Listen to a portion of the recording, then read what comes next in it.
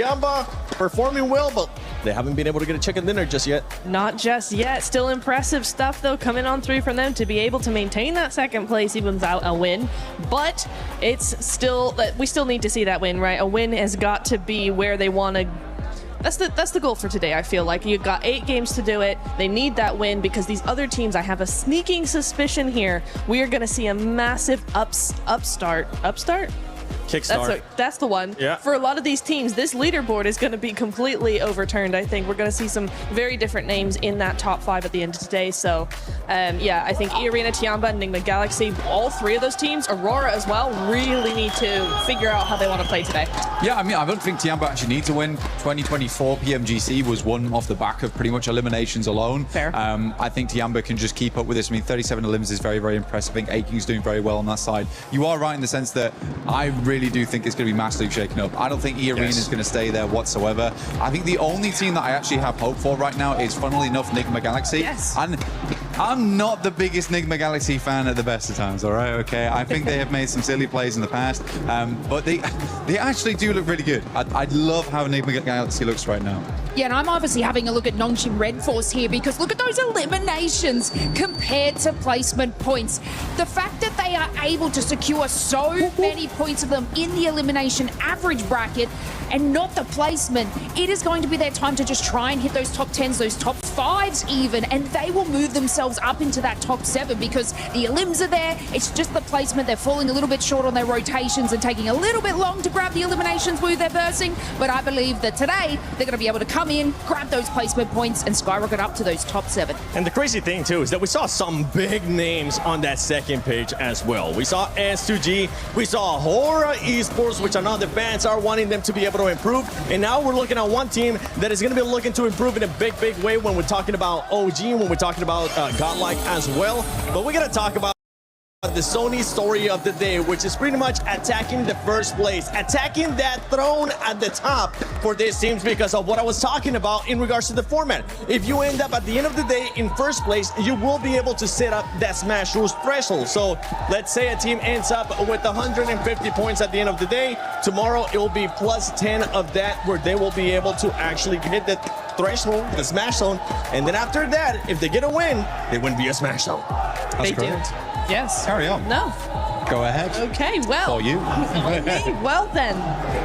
No, I think the Smash Roll has been so fun in the last few tournaments we've had it. I've always really enjoyed it, and I think it's going to be a lot of pressure on all these teams. I think we've had a lot of pressure so far. This lobby is incredible. It's very, very different to what we've been seeing so far in the tournament, and they've just they flipped the switch, and they've just gone 110%. Very excited to see what that's going to be coming through for them.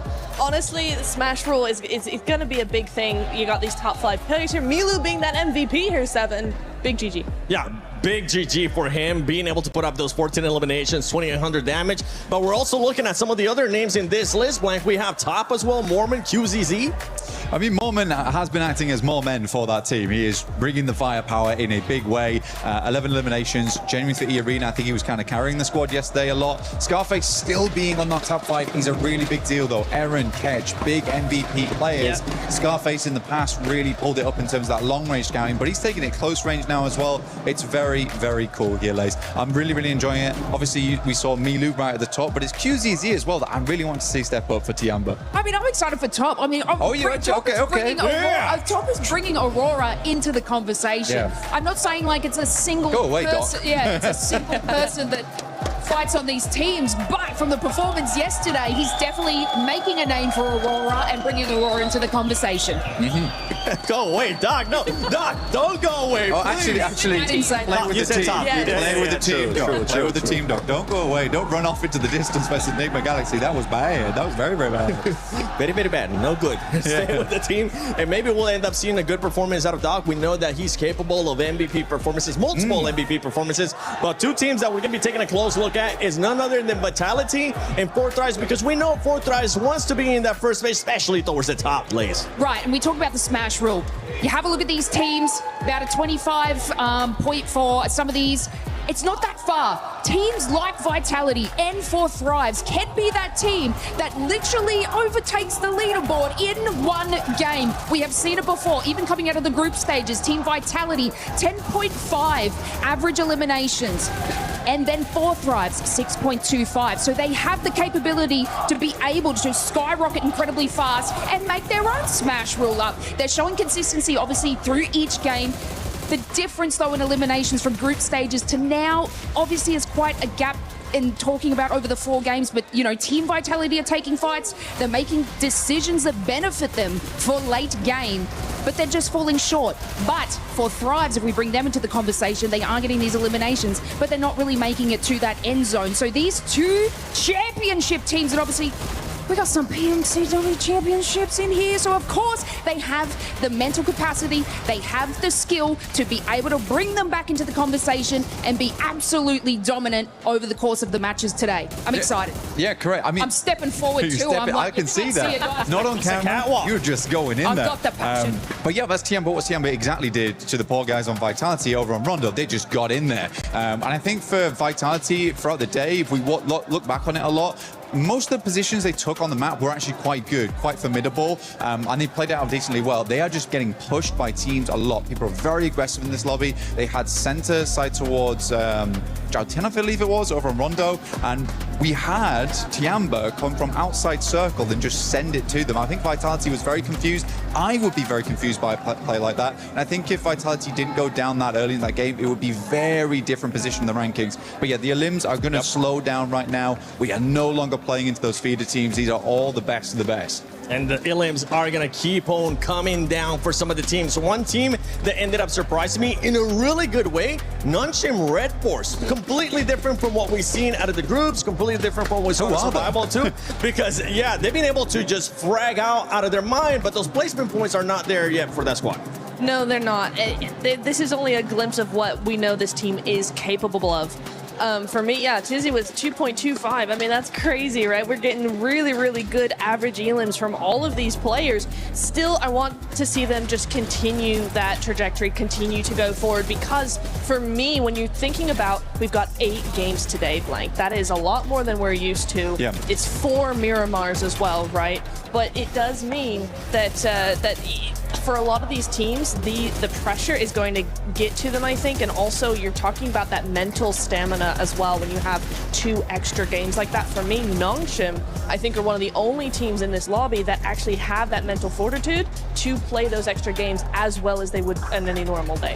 One of the only teams. Hot damn, we're getting some shots out here on day 2. I think there's other teams that might be able to bounce back. I said and one, I think there's going to be a lot of teams that might be able to surprise us too because of that format, because we are going to be having 8 matches. One team that I'm going to be looking forward to surprising us is none other than GodLike. We have seen the potential that this team is capable of, and we're going to be showing it to you right now.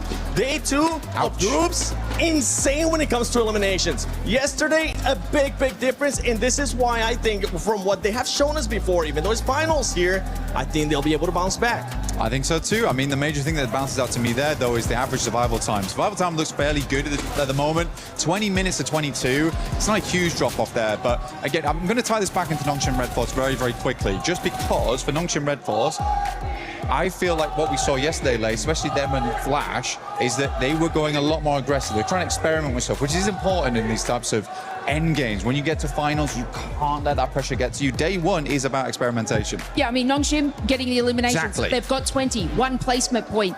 GodLike, on the other hand, getting the placement, finding those positions in center zone, but unfortunately not having the split hold to have the wave of enemies that are coming around from the rotation into the circle. So, obviously, we know GodLike can get these eliminations. Oh, yes. They can take them on, do these third parties well, but also future-proof their rotation into the map. So today is their day. I agree. Absolutely. Hell yeah. Especially with 8 matches too. If the first match doesn't go your way, I mean, we do have the 2 Miramars.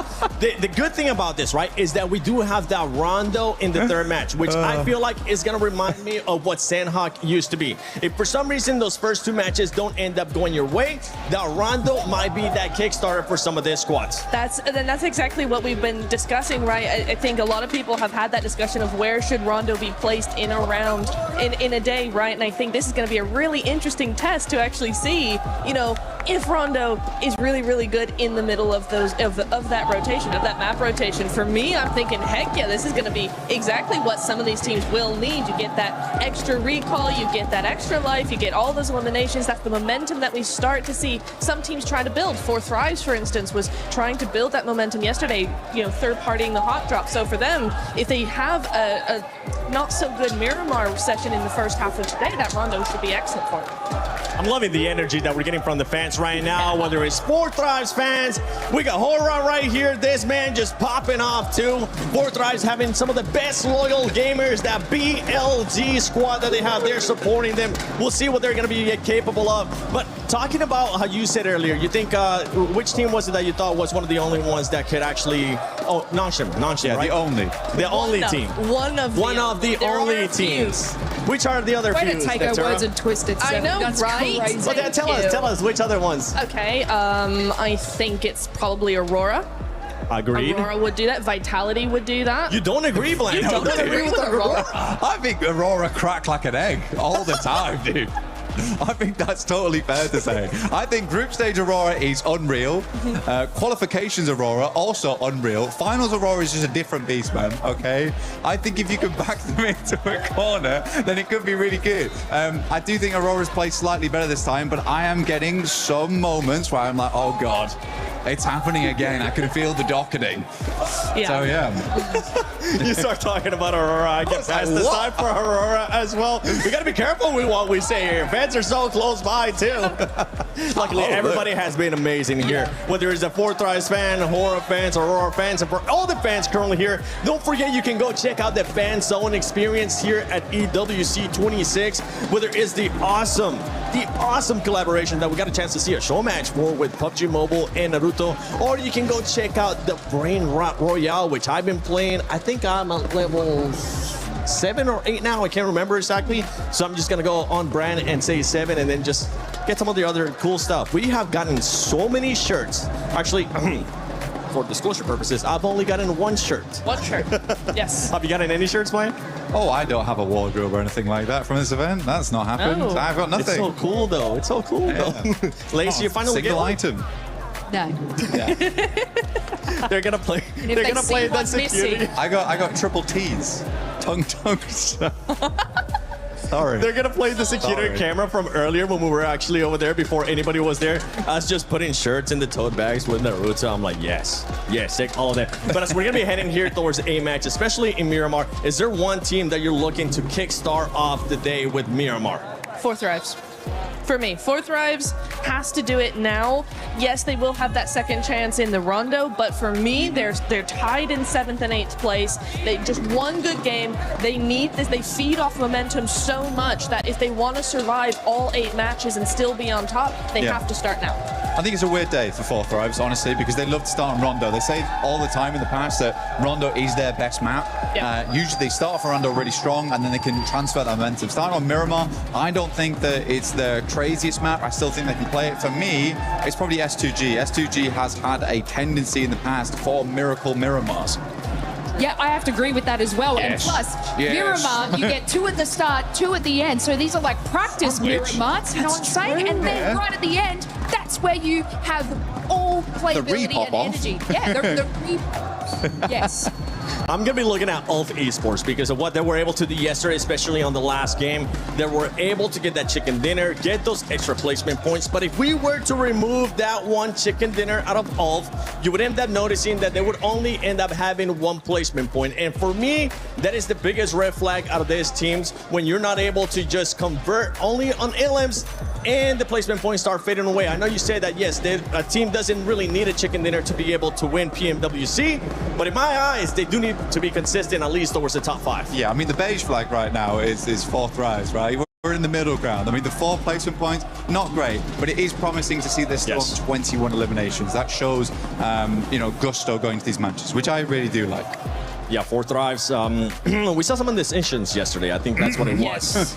Yeah. Especially the one that I really have to nitpick Nepturo with 4 thrives has to be when they decided to coexist with Hora Esports for a little bit too long. I feel like that ended up hurting them in a big way in that match. It would have been one of those things where we usually tend to see them being a little bit more aggressive, making teams back off, but that wasn't the case. Well, yeah, if you pull into their like elimination average, which is 5.25 at the moment, group stages was only 6.25. They're actually upholding their elimination value. Placement, exactly what you said, Seven. They are taking too long on these fights early on, and they have actually not made it really into that top 10 sort of scenario very much. So if they can just obviously push themselves, just give up the fight a little earlier, guys, and get yourself into that rotation, their eliminations will match, and they will actually do a lot better today. And as we're seeing there in 16th place, EDA Esports with just 2 points. Those 2 points coming from eliminations. This is a team we're talking about give up the fight, talking about wanting to fight. This is a team that needs to figure out what they actually want to do, because we saw them hot drop with Enigma Galaxy 3 times yesterday, and after the first one, Rauf called him out, which, by the way, Rauf, keep on talking that smack, baby, because when you talk that smack is when we actually start seeing your true potential. You get that little chip on your shoulder. But yeah, for Enigma Galaxy, for EDA especially, they need to just get rid of those hot drops. Absolutely, dude. You're throwing. I mean, there's no other way to put it, but you are just throwing at that point. Today, though, is great because we don't start on Rondo or Erangel. We just go to Miramar. So hopefully no hot drops there. If there is hot drops, There are a may need to have like a stern fatherly conversation with Ida at some point.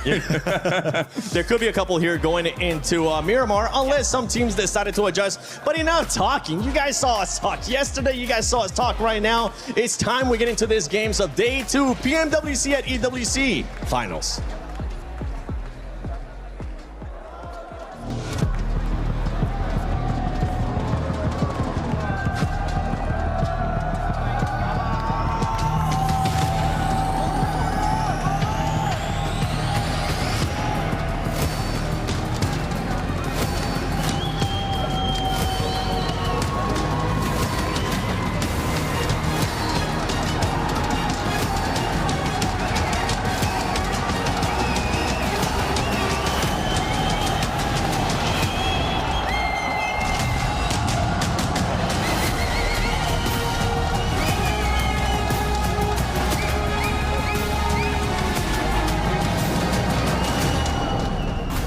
Mesdames et messieurs, bienvenue at EWC here in Paris. This is the second day of Pmwc here in Paris. I'm so excited, buddy. What's happening here? Our attention now shifts to the teams that have to perform well today, because just 8 maps remain until we set the smash score going into Championship Sunday. Yeah, buddy, and it's crucial to not fall behind and to stay on the top of these rankings, because everything played today as well. That's right, we've got young contenders, historic rivalries, and legends of the game ready to go toe-to-toe on the Gadia City grid. The better player on Worlds meet again for insane games, but which team will seize the opportunity and rise above the rest? One step closer to $3 million, inching towards the trophy, the status, the glory, and the legacy. And so, it is time to kick off day 2 of the Pmwc Finals at the EWC 2026! Oh, we are so glad to be back. It's time for Miramar to get locked on in. We've been waiting since yesterday to jump into this map. We are going to be treated to that now, and it could not be more important for all of our teams here. They are going to need those points every single time they can get them, and they've got 8 chances today. That's what it's all about here, to be on top of the leaderboards going into the final day of this tournament tomorrow. That smash point threshold will be set at the end of the day. Normally we start the day out hot in Rondo, but we're going to be starting it out hot in the sandy Miramar Desert. So let's get it going, John. I'm excited for this one. Oh, absolutely. It is so important for all of these teams to keep their nerve, because today is a bit of a marathon, right? With these, with the unexpected 8 games today, you have to have the stamina. You have to be looking for it. It's so much more important than usual. It's kind of easy to disregard. Maybe you think, oh, it's only 2 extra games in the day, but that's another maybe up to 2 hours that you need to keep your mental focus locked in, dialed down, and under control, because every single point matters. Every single match can make the difference. And our players know it more than most.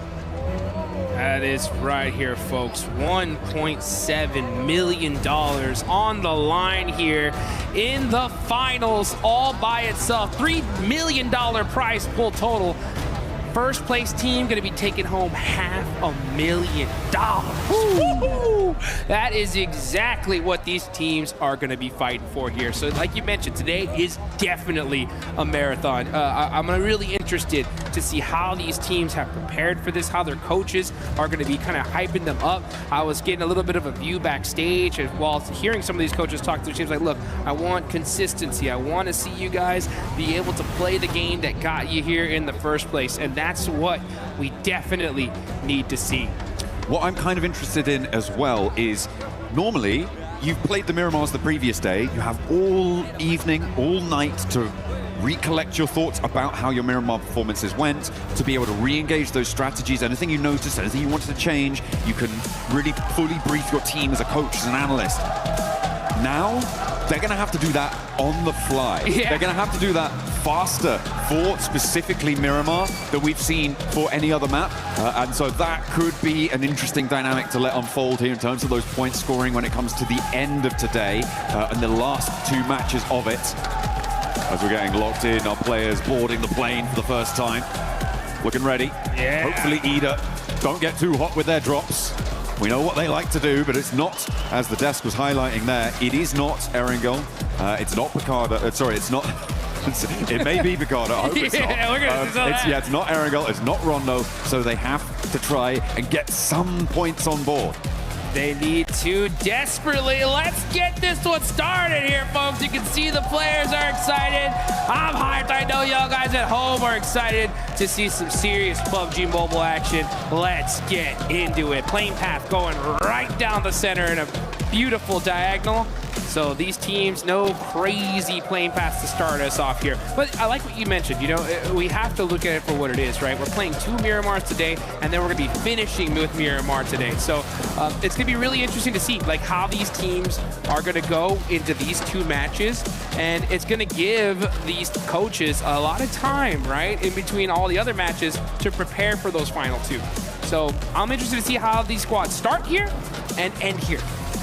Yeah, absolutely. I mean, it would be interesting to compare the differences. We haven't seen them yet. I'm talking in the future now. But compare the differences to the adjustments that we're going to see potentially on Erangel, and then look at what adjustments we may see from the start Miramars to the end Miramars today. But that's a conversation for later on, because we do have to get stuck into the action. Hopefully not super quickly, but stranger things have happened. At the moment, I'm not seeing too much danger on these drops. It looks like teams are fairly extricated from one another. It's a little bit interspersed on the east side here, though. Hot Jukes with Tianba and S2G. However, I don't imagine that's going to be too much of a problem. Grab some vehicles, get back, regroup. The circle up to the north side should help to pull that apart as well. Maybe some danger between GodLike and Orangutan, but yeah, they're far enough afield. I don't think that they're going to get too aggy with it. Yeah, you can see Enigma Galaxy, they're going to be heading on over to El Pozo. That is normally Alpha 7's drop, but they are not here in the finals, so they should be able to get looted up pretty quick here. They're going to start off by, of course, securing those vehicles. Super important inside of Miramar. Coops right in the trike. You can see him looking up, being like, trike, come on, man. Where is my UAS? Where's my Murado? He's going to need to find something else here. Or stuck to doing some little baby looting here. They're going to be fighting some buildings. But they should be all right. Yeah, they should be plenty. They'll have plenty of time here to get looted up. Yeah, they're fairly center on this one. They could potentially break out towards some of the areas in Crater Field to send some looting over there. Alula as well, likely to head towards La Cobraria. Maybe try and hold some of the hills, leave an outpost down south. Aurora gets some target practice in. Yep, that bush is gone. That's no points for that, though. Unfortunately, shrubbery does not count towards your elimination total. Hey, you always gotta check the bush, all right? You never know. You never know. There could be a random player hiding in that one. And you're gonna see QZZ get his Murado, so he's gonna be driving fast down the lane. But yeah, you gotta get some, gotta get the fingers warmed up here. Ooh, I'm seeing a duo from Aura kind of chasing Quick from Alula up north near La Cobraria. It seems like they wanted to try and get engaged with that fight, but I don't think they've been able to hunt it down. Quick, just a little bit too up to his namesake. Hang on a minute. They are back on the road again. And Quick is turning tail, moving back towards the rest of the roster for Alula.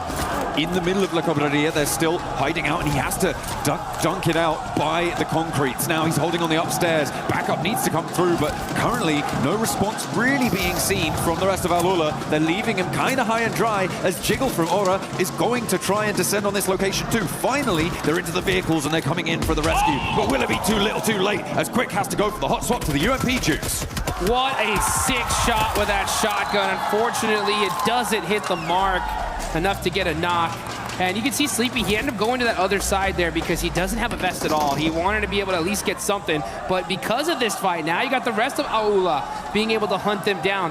You can also see some of the other members of Aura going to come try and support these three men. Can he hit the shot? No, unfortunately, Rep doesn't get it. It is a 3v3 from this close end, but the fourth is coming, and that off angle. Let's see how this turns out. I mean, when you have that south side hill under lock and key for No Fear, if he's going to get engaged here into the fight, maybe not, maybe more preoccupied with some loot, they say, you know what, it's fine, we got this, we got this under control. They're not pushing, they're being timid. They have lost the player so early, it's not what you want to see. A very aggressive roll down coming through from Ahura in that scenario. Did not want to let Quick get away. I thought maybe they had stopped off a little bit before, but no. They just kept on going, kept hounding that one down. It's worked out here. The question now for me is, as I always talk about with early engagements, how long are you going to spend getting stuck in on this one? That's the exact question, right? So I like what Aura did, right? They saw a solo player, chase him down, get the secured point. That's fine. I'm starting to wonder what Aula's doing. Yep, because of the fact that they are taking way too long. They are getting caught out, and now here comes Aura on the push. Sky running in with the UMP, looking to get those finishes, and they are on the run. Nasser trying to at least get some angles here. Ooh, hits the croucher, but it's not going to be good enough. It's Aura to delete the first squad here on day 2 of the finals. Every player getting their elim. Horror getting stuck in early on Miramar. 4 eliminations for the team, 1 apiece. Sleepy will get back to his feet, and they can look to re-establish control back down towards Crater Fields. They may need a little bit more loot on side, depending on how much was going through. I think I did spot a Winchester on one of the players for Horror, so probably looking to get that one replaced. Although there will be crates on the players coming through from Alula as well. In the meantime, though, GodLike has managed to capitalize on this opportunity from this northeast side. They've managed to move in and could contest for the Crater Hills approach. All right, yeah, you can see these movements coming out really, really quick. Leaderboards you can see right there on the right of your screen here, folks. E-Arena up on top, waiting to see when GodLike's going to wake up. They definitely need to here today. They're sitting in 14th place with 13 points. Let's see if they can do it. There's still plenty of matches here to be played here, folks. I have a big feeling these leaderboards are going to get shaken up big time by the end of the day. I mean, we talked about it yesterday a little bit, that 18 match sets, generally you can put more stock into your averages performance rather than those big E-Arena 29 limmers kind of coming on through. Yeah. Which, even then, didn't serve them too well in a 12-match set, which is absolutely insane. But, yeah, absolutely. I'm talking about getting consistent 6-pointers on the boards is so great for your team. If you can do that, every time you get further than that, brilliant. Beautiful stuff. Furia running into a little bit of a roadblock in the form of Enigma Galaxy, but a 1v1 over the top of the hill. Silence shuts him out. And Lord will no longer be able to levy the toll on the crossing. And Furia may even be able to get the res here for Enigma Galaxy. It is not a good start. In 3rd place, you don't want to be losing players early, not like this. That was a huge shot there from Silence with the DBS in the mid-range. Is able to get the knock. Very crucial. Instant thirst as well. So you can see Coops is going to be hunting down some high ground, trying to get the revenge for his teammate, but Ayala is climbing this up as well. Is Coops going to see him?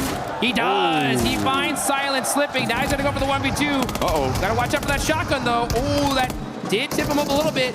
Coops so good in the CQC, though. Push it back and forth. Finds the angles and catches clutches the 1v2 against Furia. He baited out so many of the shotgun shells, forced the weapon swap. He knew he had a disadvantage against the shotgun there and was able to do a lot of work. This is vengeance coming through for Coops, and Furia left flagging. Unfortunate. Silence may be resible here as Chief sidles in to go for the res. There is another fight happening on your elimination feeds as well as Fourth Thrives clash with Team Flash on the south side. Fourth Thrives doing well. A nade over the top, and Coops goes for 3 now against Furia, who took one of their players down, but they are finding out what it feels like to be under the wrath of Coops. Turning his attention out now to the open sand dunes, but not going to quite connect on the first part of the spray down. Looks for more.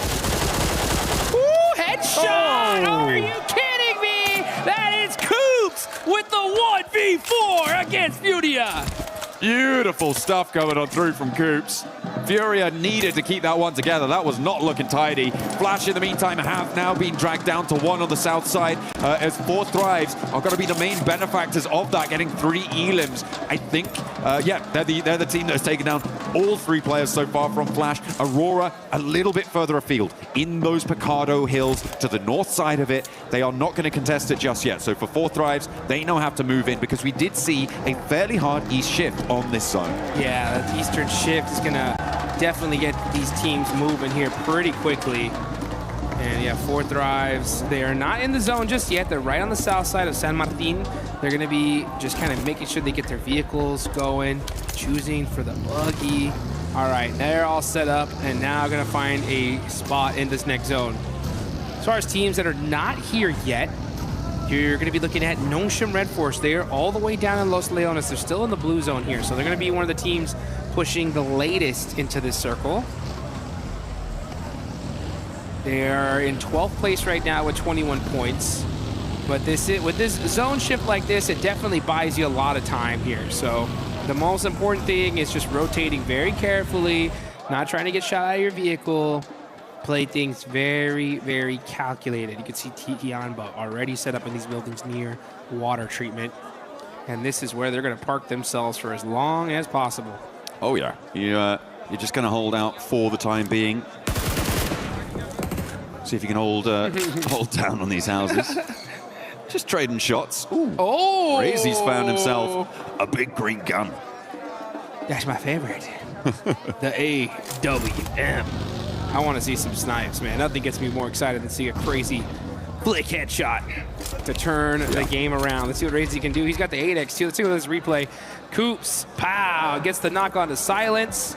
Wins the clutch 1v1 here against Ayala. Look at the terrain usage from Coops here. Just beautiful. Yeah, that's what I was highlighting before, right? That shotgun bait coming through from Coops, peeking up so quickly and back down, dodging the shells coming through, and again, forcing that weapon swap. He knows that he's going to have the advantage, or at least be on a level playing field if he can do that. The nade on target, yeah, great. Furia just didn't seem to understand how to complete against this high ground position. I'm not too sure what more they could have done there. Maybe just not engaged on that spot to begin with. But yeah, it's a little unfriendly. Next circle comes on through, and that will take us back down towards San Martin on that south side. Keeps the hills to the southwest of water treatment. Hacienda all in play. And teams are going to start to crunch in onto the middle. This roadside to the southwest of water treatment is going to be tricky to navigate, and it looks like Tiamba are going to try and do so, try and keep themselves alive. S2G find out just how tough it can be to move past this location. Yeah, a smart play there from Tianba. They go ahead and move, and they take this gas station. They realize one of the players from S2G are isolated. Easy point lockdown. That's going to hurt S2G, leaving them with 3. That's an elimination for Tianba and a slightly better position as well. So this gas station is pretty solid if the zone shifts away from them. The most important thing, though, is protecting those vehicles. It's very weak to that hill behind them. So they're going to have to put them in some different spots just in case the zone does shift. I mean, it is that road that they are sat right next to that is so difficult to cross right now for teams out on the northeast side, which is why you're seeing so many teams committing down to this southwest edge, right? To being a little bit more uncomfortable, a little bit too close for comfort, but you don't have that major blockage of trying to get across that open ground, which is going to be difficult for Vitality, unless they can find a big opener, crack the can open with that AWN, land that shot, and try and find that pick. Ooh. Oh, that's Aurora. a huge one. Aurora getting spotted. I think 4 Thrives are getting stuck into the fight. 4 Thrives, 4 players alive. Aurora having one of their players flushed away, and now Hazaifa close up into the fight. The pump action for Reefus, trying to hold the door, but the SK-12 has a couple more rounds behind it. And Ziol goes down quickly too, with 4 elims already on the card. Aurora going to be contributing to the points tally for 4 Thrives fairly soon, it looks like. Doc goes down. Wow. The big boom through the window. And Aurora ain't got nothing in the face of 4 Thrives, who look to mark the start to their ascendancy. And the crowd goes wild here in Paris, France. The 4 Thrives fans are chanting their name. This is what they want to see. And this ain't going to get just any squad here, folks. This is against Aurora, who has been crushing it here so far. So that's the 4th place team out. 4 Thrives in 6, now with 6 eliminations, looking really, really strong to start the day. Oh yeah, that's exactly how you want to kick things off. But remember, as we said before, it is a marathon today. You can't allow yourself to get tired out. I mean, it's excellent when you find those moments, when you find those high octane, high adrenaline moments, but you cannot allow yourself to drop off after that. So I hope that they're going to have their heads screwed on tight so that they can keep their nerve for the rest of the day as well. And there is still much more of this match to play, so they have to get a lot further. And in this position that they are right now, against Nongshim Red Force, I feel like they potentially could have a good time, but they're going to have to shift northwest away from their current location, past San Martin, which is going to contain, I would say 2, I was going to say 2 teams, but it's 1 plus another player. Top's the last player alive for Flash. That was dealt with earlier by 4 Thrives themselves. So, yeah, you can see Tops does get away from now. Now 4 Thrives, man. I'll tell you one thing. When it comes to the finals, I'm already feeling a different level of aggression here. Like, these teams are pushing immediately. The second they feel weakness, they're sending it. Now here comes Aura. We saw Sky get an elimination in the feed. We're going to keep an eye on this one, though. This is still outside of the circle, just to that bottom right side of San Martin. Yeah, this is on board with the fight in the northwest now, as Horror are able to find Salme. They got that flush that they found the knock for earlier. And GodLike, they are now down to 3. S-Power, though, can just regroup over towards the rest of his team, and they should be fine out there. Horror can look to try and navigate their way forwards. I don't expect another fight between these 2 teams, maybe for the next minute or so. Oh dear. Oh no, not like this. That's a real bozo play right there coming through. Yikes. That's Max Man's grenade of the day. He almost got away with it too. You know what I'm saying? But our observer's just too good, right? Had to show the replay real quick, just in case you missed this, right? That is where it's at. Yeah, so unfortunate for Aurora. And it just goes, and I'm telling you folks, at this level, I mean, we got $500,000 for first place, and it's little mistakes like this that hurt, but we can see Razy with the AWM starting to put in some work. Shouldering that can opener.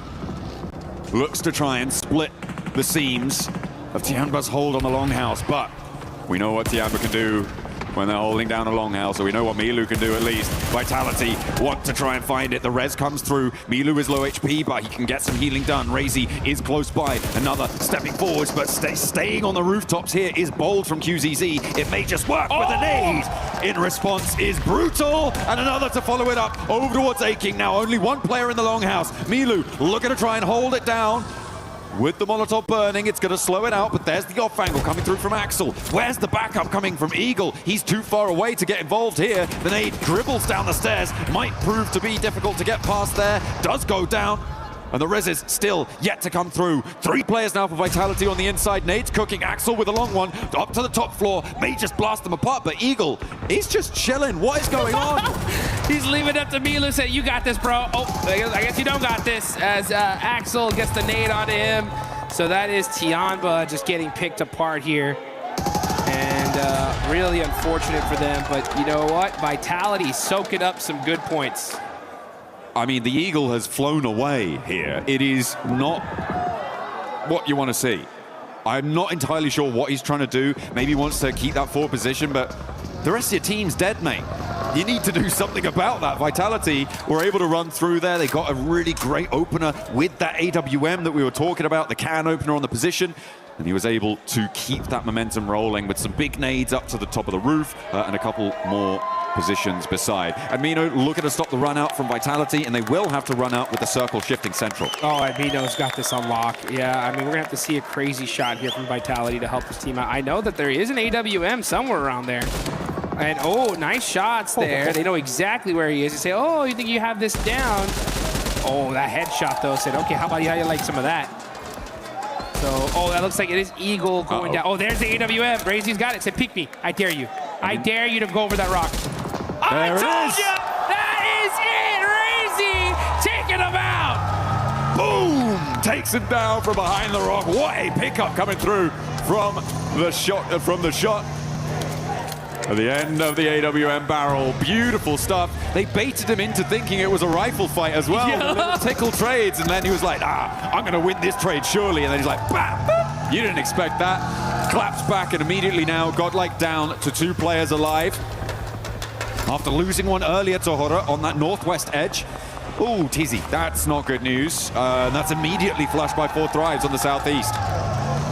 Now we're going to go ahead and see Vitality. That goes to show you, folks, the bolt action could change the game for you. And it works out here. AWM clutching it up. Now you can see the rest of GodLike. Just going to have to hold those buildings for now. This is inside of the circle. Vitality, they know they have the numbers here, though. So they're like, all right, there's got to be a couple of players of GodLike somewhere. Can't just run into these buildings for free. Just trying to get a little bit of information. Mania, ooh, doing some little pre-fire shots onto some windows, looking to possibly catch somebody off guard. But here we go into the end game. Stage 5, circle starting to close. And this is an interesting one. I mean, we still have San Martin in play. A lot of open field, though, as well. You can see Aaron getting in some headshots onto So Easy. And now here comes Team Vitality on the push. They're looking to roll around. 2 players now remain for GodLike. Federalis leads the charge into the position. S-Power first to face. Molotov on the window, burns him down. Immediately toasts him. And now S-Power on the inside has more to say. The suppressor on the end of the SK-12 makes it quiet, but it's speaking loud with it. And he looks for more as well. 3 players fall at the feet of S-Power. And he looks for the flushes to keep it going. Mania will not be in this fight just yet as he drops for another flush. And in comes the backup. Mania. He hit him with the Molotov, and now Razak is down to 1 HP, and there they go! S-Power with the 1v4! Ascendancy coming through for GodLike on the north side. Vitality, they thought they'd taken enough out of them, but no! The gas in the tank, burning!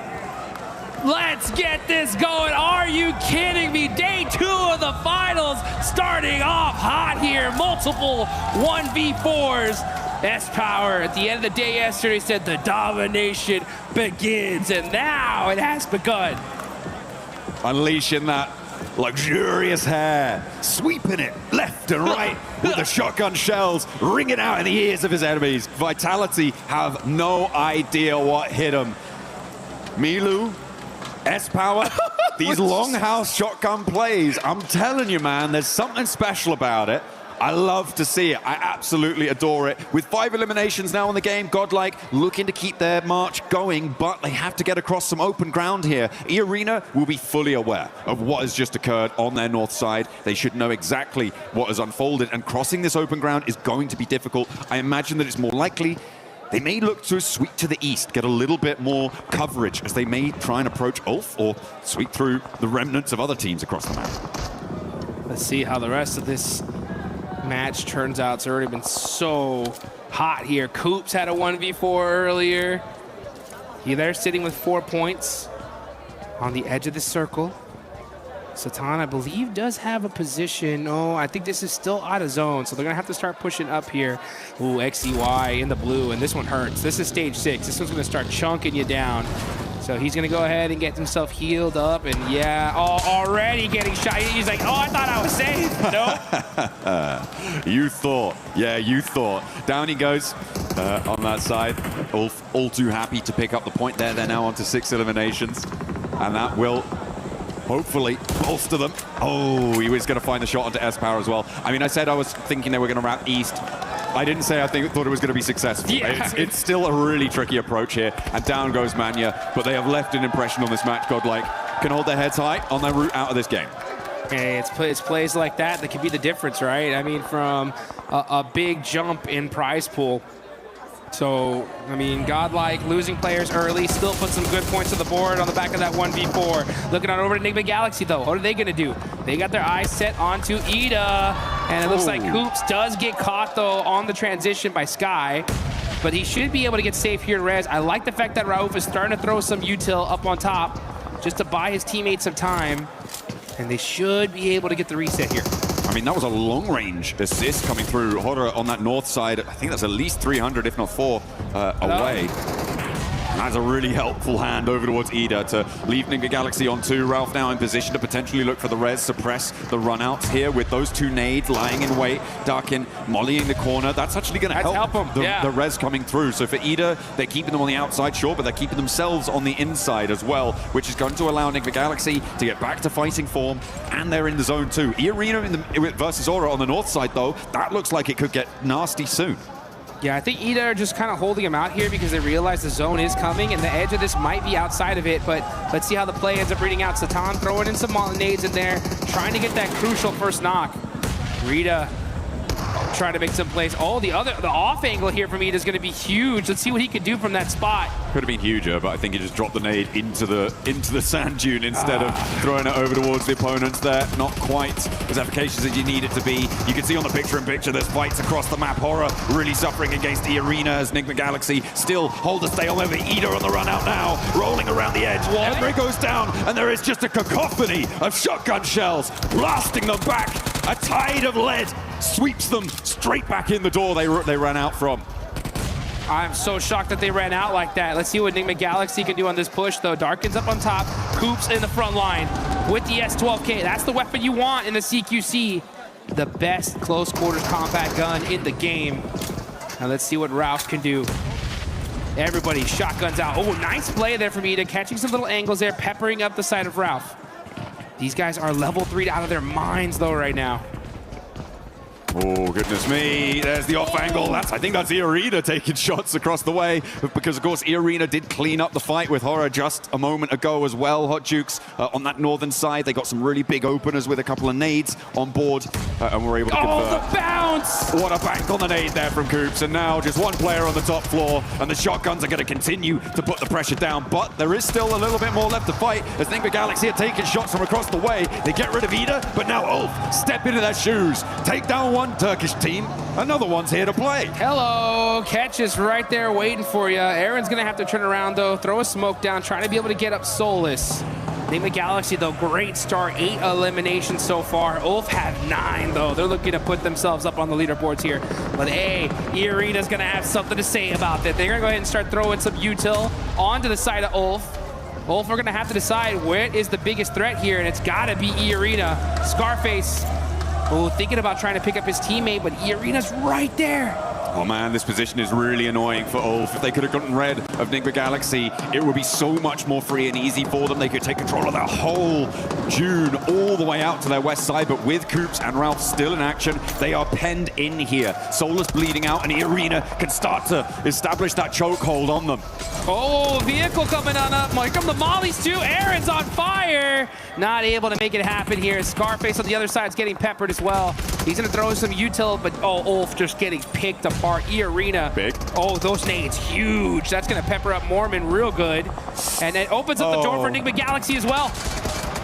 They're moving across the open ground, and they do fall. Ulf cannot weather the storm again. It's that position from Enigma Galaxy, the prevention of them sweeping out to the west, that really came back to bite them here. Tourniquet layering down some more smoke cover now, and Enigma Galaxy with a 2 versus 4. Well, Coops can do it on his own, right? So what's Ralph even doing here? He's not needed. Yeah, he's just there for moral support at this point, right? Let's see what he can do. But hey, you know what? You could never count out the IGL. That is Rauf. He's already still got that anger built inside him, that fire, all the way from Aaron Gale Pachinki. Looking to apply it here. Coops with the headshots. Gets peppered up a little bit, though, in the process. The thing is that these guys are out of position big time. It's going to take a miracle for Enigma Galaxy to do it. but we saw 1v4 before. We could see it here again for the third time in this game. That would be pretty insane. That would probably be the most 1v4s we've ever seen in a single match of competitive PUBG Mobile at this level. They've got about a minute before the zone closes fully on that stage 9 zone. And they just have a sliver of it on the edge of that open concrete slab. They are just in, but that's not going to be comfortable. Oh, look at this flyby right here. I mean, E-Arena doing a 2-2 split. Now, if for some reason Coops can get 2 of these players, now, okay, yeah, Schweppes is going to move on over, play that mid-range. I like that. You know, just better safe than sorry. Use your numbers advantage, use the blue zone, and E-Arena should have this locked down. Yeah, they're playing this very, very safe. E-Arena looking to try and convert from the top of the tables to a chicken dinner at the start of today. It would be so incredible for them to open that kind of a lead. And again, we've talked about it before, Schweppes, the only player here with a chance to get the 3rd title of Pmwc champion. The only player in the world with that opportunity. Oh, here come E-Arena. They're going to go on the push, where they're going to get aggressive. They take down Coops. It's just Rauf, and that is it. E-Arena get the first chicken dinner here today. They're hyped up. They're excited. And they were on top of the leaderboards here, so that's going to push them even further beyond. And they played that north side well. They rotated through. They weren't over-aggressive. I liked that regroup off the 2-2 because, as you said, if you get one of those miracle picks, all of a sudden, one of those angles is basically gone because you have to stick that res. You have to try and keep your numbers advantage. Then there's some negotiation that can happen. Regroup is 4. There's nothing that Nick McGalaxy can do. The flex out, I think, was probably okay, but was pretty bold, and I liked it. I liked it towards the end there. For E-Arena, they should be happy to kick things off today with a chicken dinner, but we've seen them do that before. We've seen them do that before in record-breaking fashion.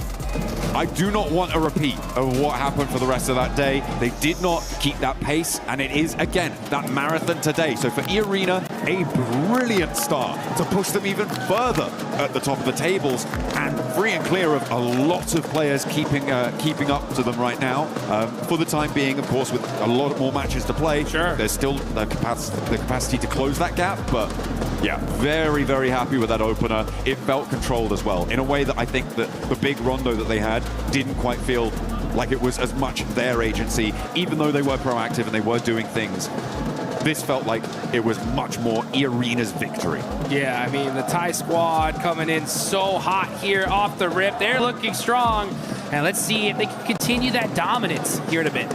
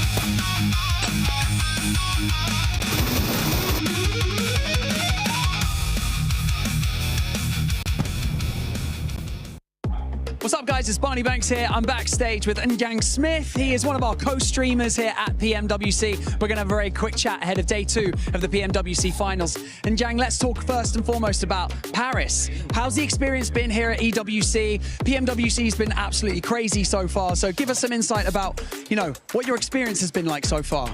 Jadi gimana perasaan kamu tentunya tentang Paris sendiri dan juga tentang Pmwc yang selama ini udah gila banget gitu sudah berjalan? Terima kasih pertama-tama buat pihak EWC dan Pmwc telah menyelenggarakan turnamen ini. Saya sangat mengapresiasi dan berterima kasih karena telah diundang ke sini dan saya sangat senang dan vibes-nya di sini sangat-sangat real, nyata, memang benar-benar keren banget.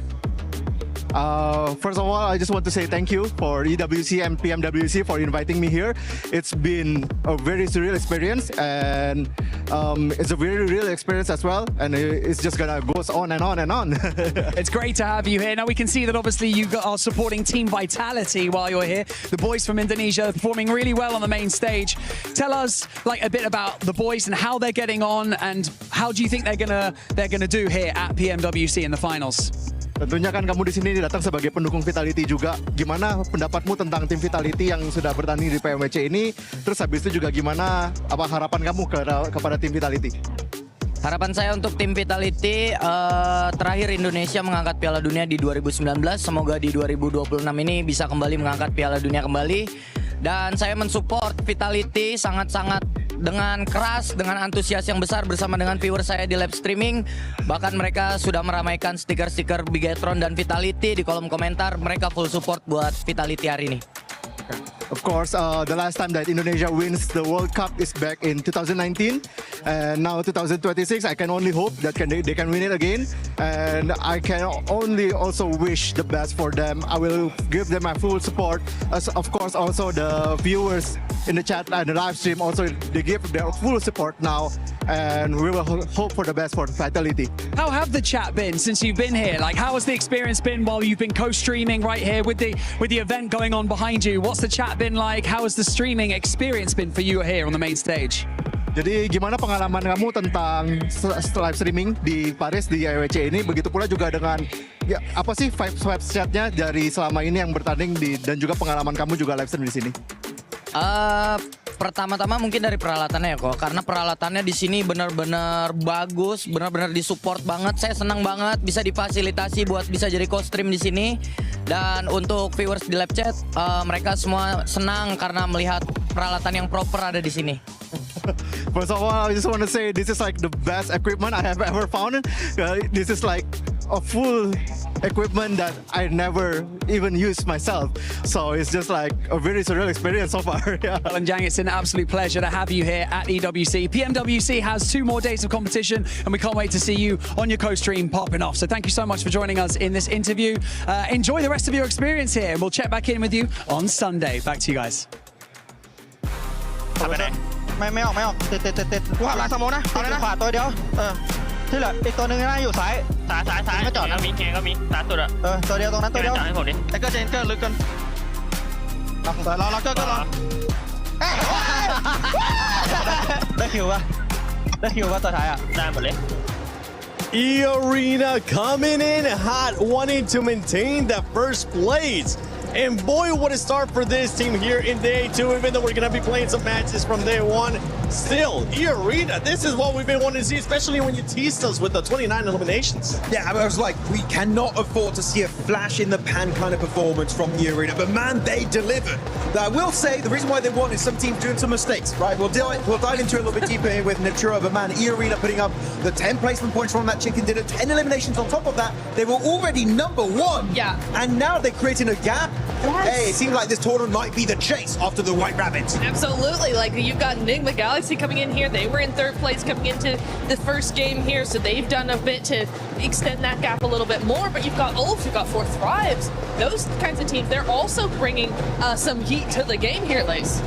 Yeah, I don't know what you guys are going on about still this first 29 match. Did you guys have eyes yesterday? E-Arena, have been performing the entire time. This ain't even their first chicken dinner. They have actually had so much progression through every single match. It's been amazing to watch. Yeah, we're going to revert back to that, that huge statement they made in the group stages, but their consistency has been king.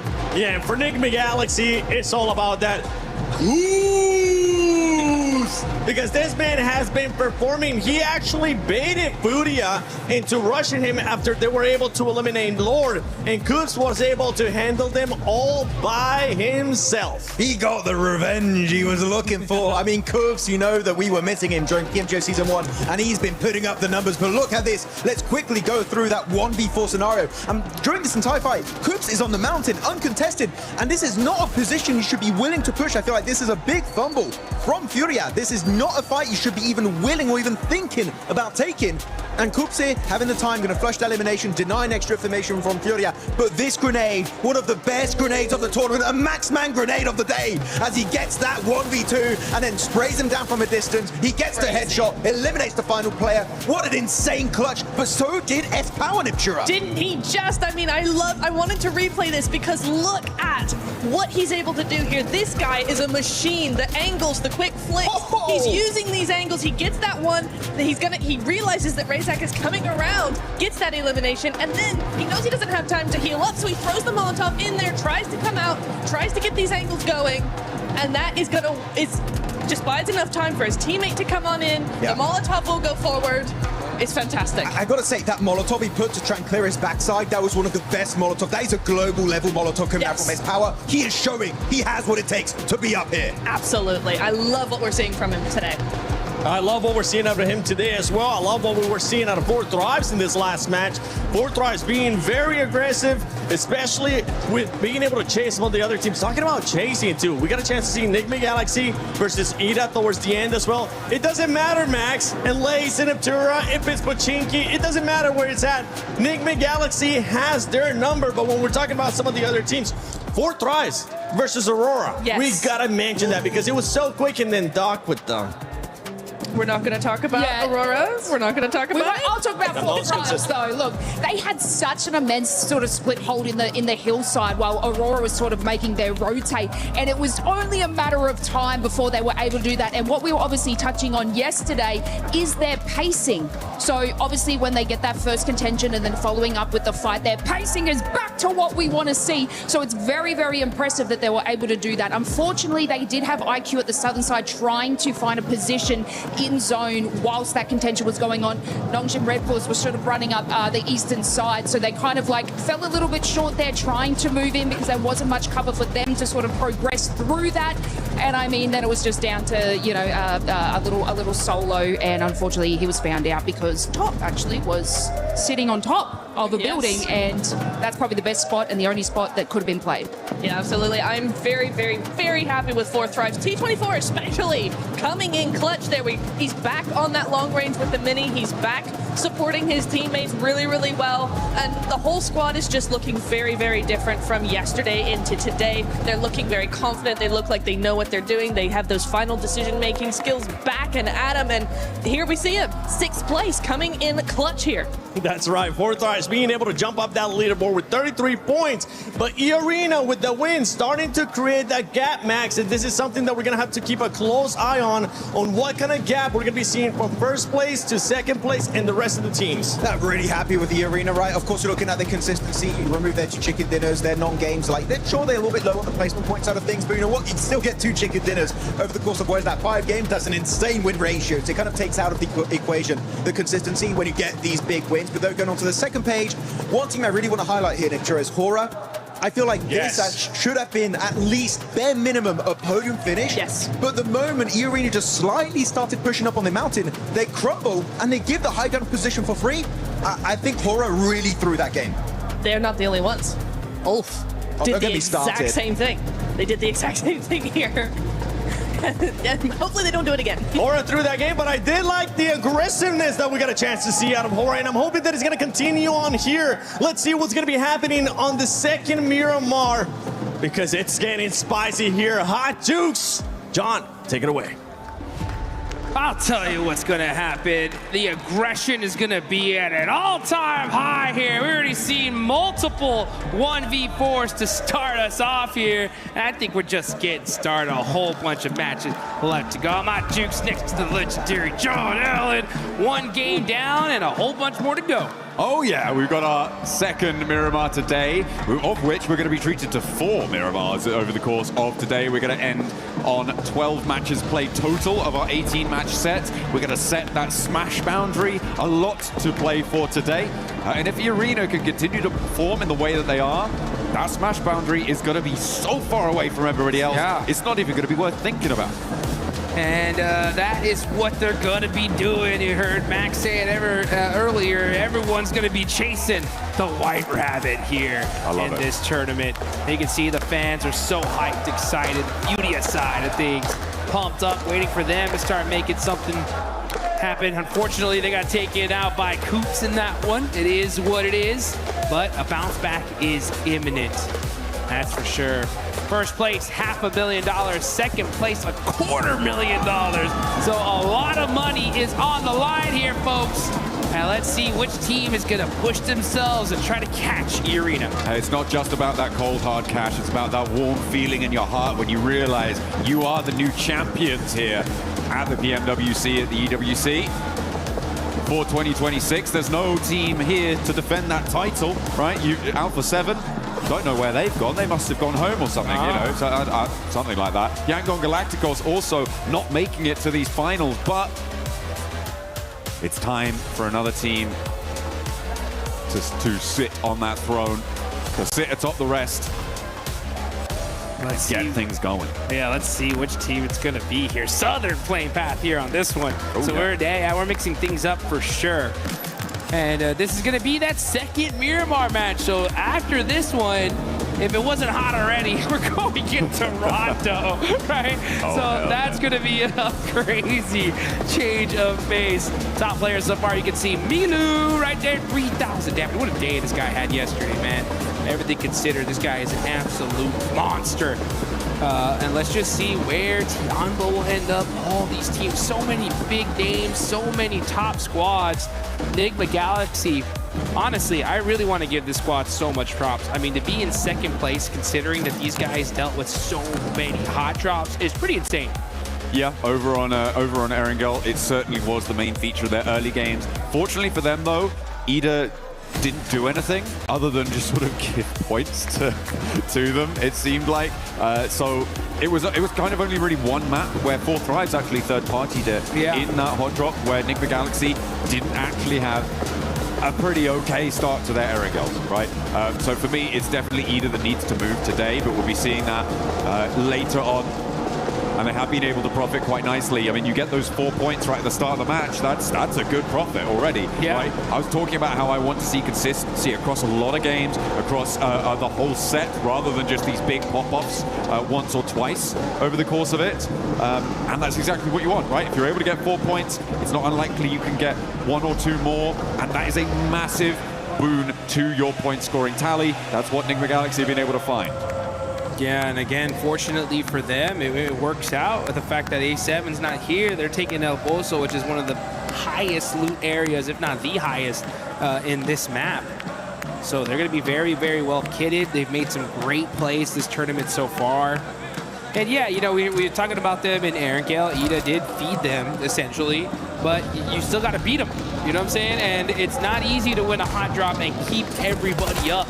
And they're able to do it time and time again, but E-Arena catching out IQ 4 Thrives. That's a huge loss for them.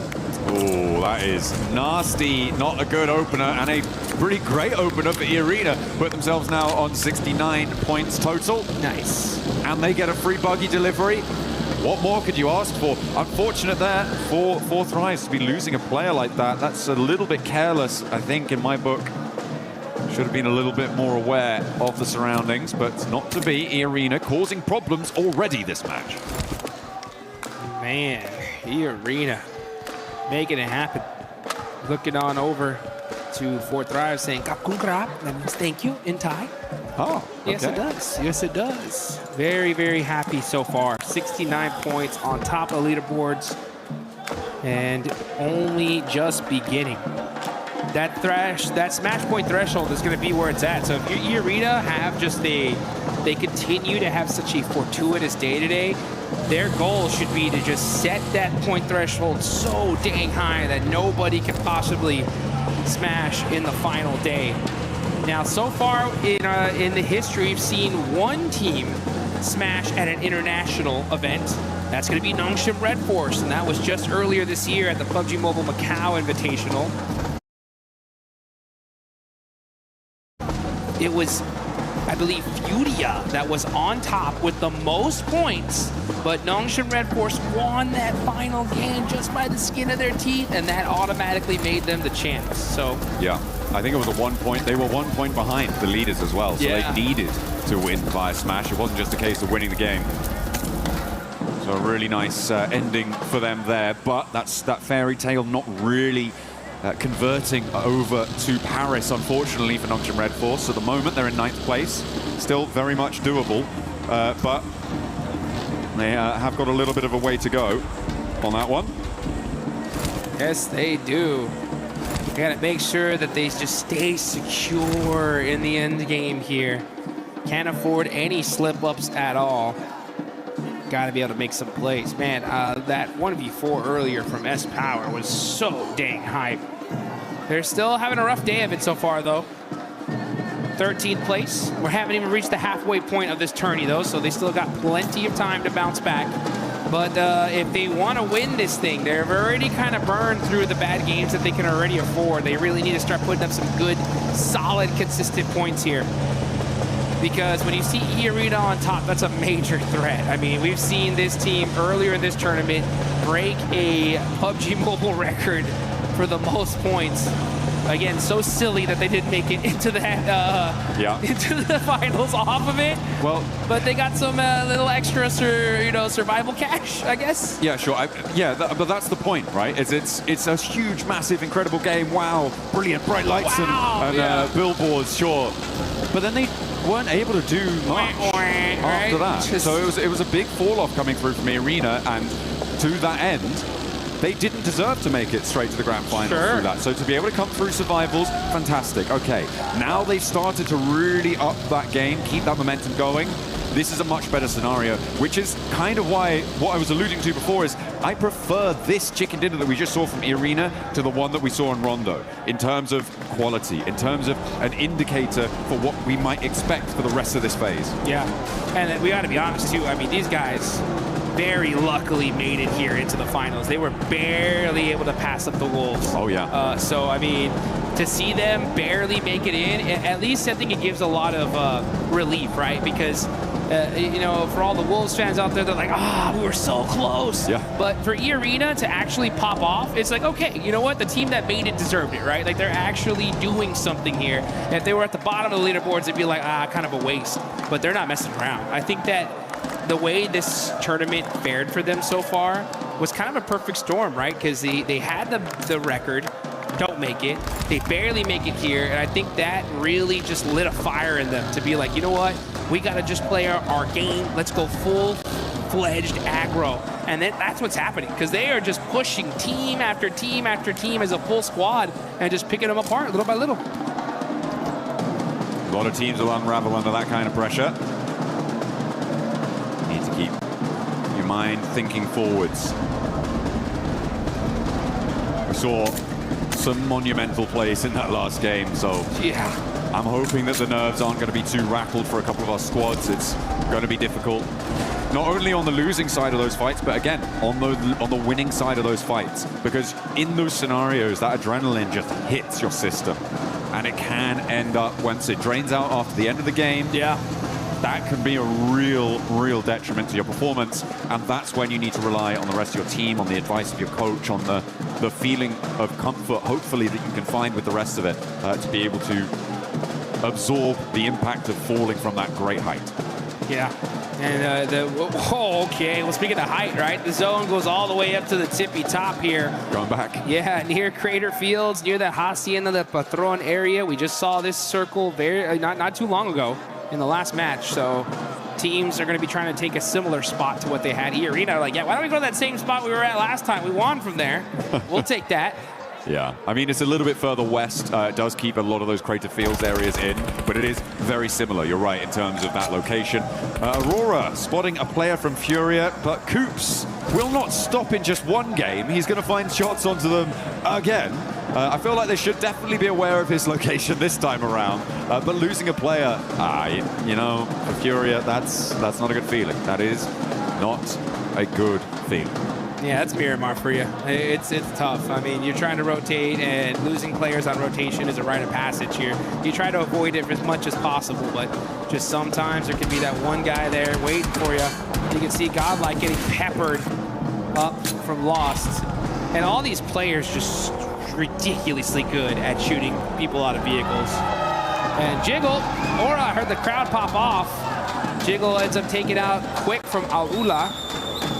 I mean, they did it last time very early on. This time it's taking them a couple more minutes, but same start to unfold. Hora have managed to transition down towards that south and look to control the really sharp high ground that sits to the east of Crater Fields and overlooks a lot to that south side. So a powerful position for them to hold if they can maintain it. A little crash between Flash over on the east side and Vitality. That very quickly concludes with one casualty. Win trying to get some revenge, but not really connecting as Razak bumbles over the top, but doesn't eat damage either. There goes Vitality, rotating away. They're taking that elimination and run with it. Federalis driving outside of the zone here, maybe looking for another vehicle. Seems that's what they have their eyes on here. No fear, popping out the buggy though. Going to be putting some pressure onto Aurora. They're on the rotation and they're going to get caught out by Ulf. No Fear's going to push up a little bit closer here. Scarface through the nade into the building, catches out top, and that is Aurora getting picked apart here in match number 2. Only one player now left standing. I do not think Doc is going to get the back up. He is over 500, probably about 700 meters away from them right now in the shadow of Nigma Galaxy on the west side. You just can't move. This is an easy set of flushes coming through. Ulf have got this roadside compound. They got quite a decent amount of cover. It's Horror who sit on their northwest across the road, up on that high ground. So for them, for Ulf, I'm feeling like they're fairly safe. This next circle might put more pressure on them, but being as central as they are, it's unlikely.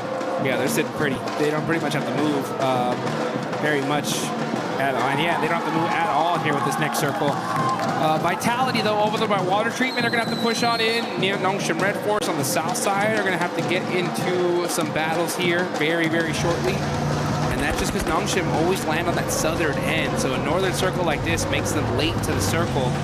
We'll see what their decision-making is here as Tianba looking to put themselves in a slightly more central position as Sleepy gets a nice knock there on Aaron. S2G are also pushing in from this northeast side. Aaron down, allows Tianba to move in. Eagle and Milu in with the same vehicle, but there's a beautiful spray down. What a response coming through from Solus, holding in the face of the push. QZ wants to try and turn it around, but Solus has more left in the ammunition. Wow! We'll find a third. Looking for now the last player of Tianba. QZ with the M249 is being hunted. Ketch steps into the fight as well to assist his teammate, but there is still more to do. QZ won't go down, but he finally falls, and Solus stands in the face of Tianba, says not today. Not today, indeed, as Ulf with a beautiful stiff arm onto Tianba. And oh, you can see the pressure is on. You can see the player Gam Catch relieved after that one. What a play from Solus, though, to be able to shut him down. There you go. Tian bounced out of that compound. It was not to be. I mean, what a lineup there. A little bit wayward on the crash. It felt discoordinated between the two players in the vehicle. Not quite what you want to see from Tianba. I don't want to say lazy. I feel like it was being harried by Horror with the off angles there on the northwest side. S2G were putting pressure on the back of that, and it became a little bit too chaotic. They couldn't quite find their way through it. There was no way that they could navigate that storm, unfortunately. But for Solus, that is a monumental clip farm. Not quite a 1v4, Jukes, but it was pretty damn close. That's as close to a 1v4 as it gets here, folks. I'm telling you, big plays coming out of here in the finals. Axel getting naded up pretty good, peppered by Al-Ula. Let's look at the replay here. Solus with these headshots. Taking out that duo. And still finding himself good movement here. Yeah, as soon as he sees QGZ, comes on out, pops a nade on accident, and gets the knock. Oh, okay, we're back in. with Alula versus Vitality. One over the top, looking for another as well. There are 3 players alive on side for Alula, but there is damage pouring back over towards Vitality as Razy now and Axel have to step into the fight to try and keep this one going. Razak gets shut down though as S2G are flowing out to third party on the north side here. Kamikaze, Solke, both moving into position. Lost is out on a north wide flank too. And Axel trying to find some high ground here, trying to find an off angle. Razy just forced her to just run out in the open, no vehicle to his name. Trying to be able to help out Federalis. Federalis is knocked, and it looks like he will be thirsted here because it's taking a long time. Meanwhile, S2G decided to just back things up. Say, you know what, we don't want none of this. The zone going down south. Let's prioritize that instead. And Razy is going to start cresting that hill. Can he spot out one of these players of Alula? He sees Rep. When he's going to take that shot? No, does not see a good sight line. Decides to back on up. Yeah, it doesn't have the team shots to be on. Well, doesn't have a team to take shots with. Is more accurate here for Razy. You need to be 100% sure that you can lock down a knock, or maybe even a flush. Ida getting rolled down by Orangutan there. Nicely done, but there's still a little bit more to do. Ida being devastated yet again. Rita now the last to stand. Aru and a tanky about face for another approach. Rita cooking a nade to try and slow things down, but there's an off angle coming through from Irina, who is stepping up and forcing him over the ridgeline into the firing line of Orangutan, who get 4 elims on the game and send Ida packing. There we go, and that's going to be the 15th place team so far. Starting to turn things up, but here we go. It's the White Rabbits battling it out against 4 Thrives. Turney K getting the flushes. It's all up to Falak, and it ain't going to be good enough. Irina just putting in that work, and they're going to keep their whole team alive. And back up they get. Nicely done, nicely done. We saw Razy doing a lot of work against Alula. Hang on a minute. This is a solo? A solo against Alula on the north side? Where did that come from? Razy's popping off on the north as a solo. 3 eliminations. Razy putting the points here for Team Vitality. The Indo squad looking good here as they're going to be pushing into this next zone. And we're looking at this next circle as it is just south of Crater Fields. You got OG on that southern end right next to Irina. That battle should happen out any soon. And now you got Enigma Galaxy right next to Nongshim Red Force as well.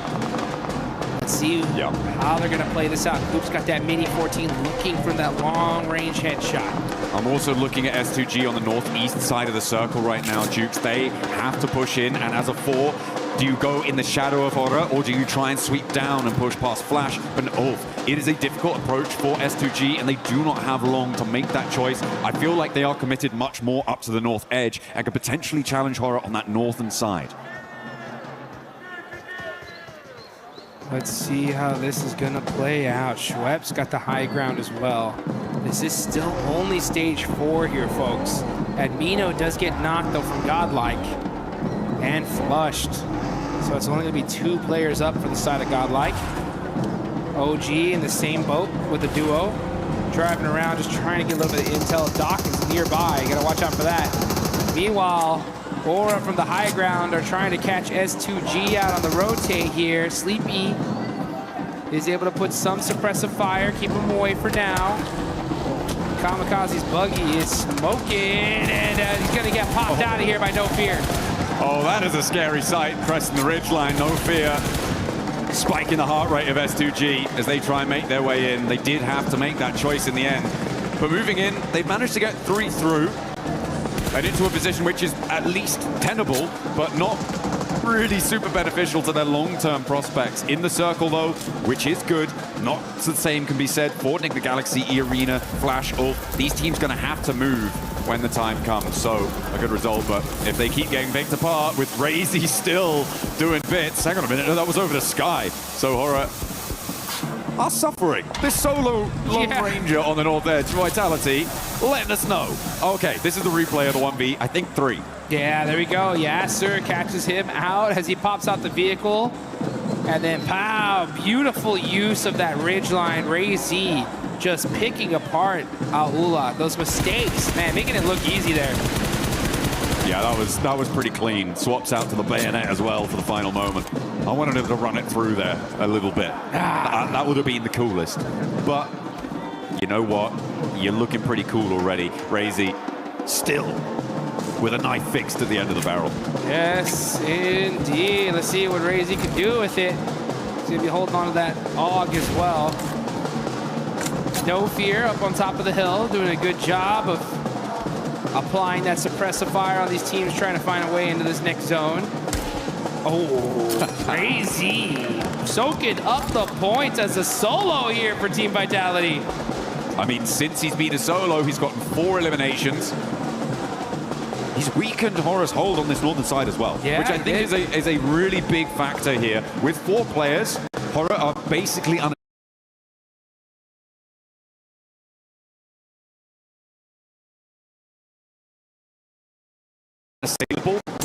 With 3, that's a different conundrum altogether. Ulf could potentially have an opening road towards them if they don't go down in this spot, because Sleepy has got that angle. But if